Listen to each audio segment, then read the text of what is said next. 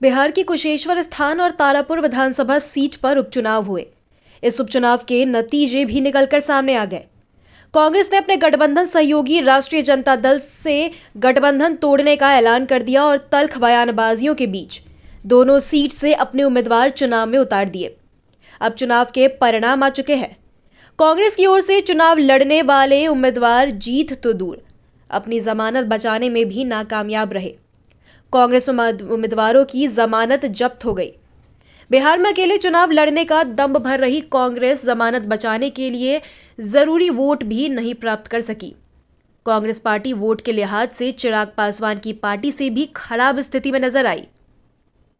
इस उपचुनाव में सबसे बड़ी जो घटना हुई वो ये थी कि कांग्रेस और राजद का गठबंधन टूट गया।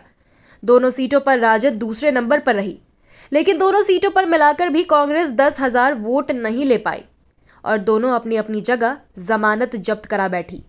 यह तब हुआ जब इन दोनों ही सीटों पर कन्हैया कुमार, जिग्नेश मेवानी और हार्दिक पटेल ने जाकर चुनाव प्रचार प्रसार किया था।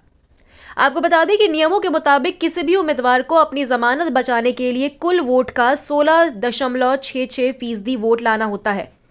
कुशेश्वर स्थान से कांग्रेस के उम्मीदवार अतिरेक कुमार को 4.27% वोट मिले, तो वहीं तारापुर से उम्मीदवार राजेश मिश्रा केवल 2.10% वोट ही प्राप्त कर सके।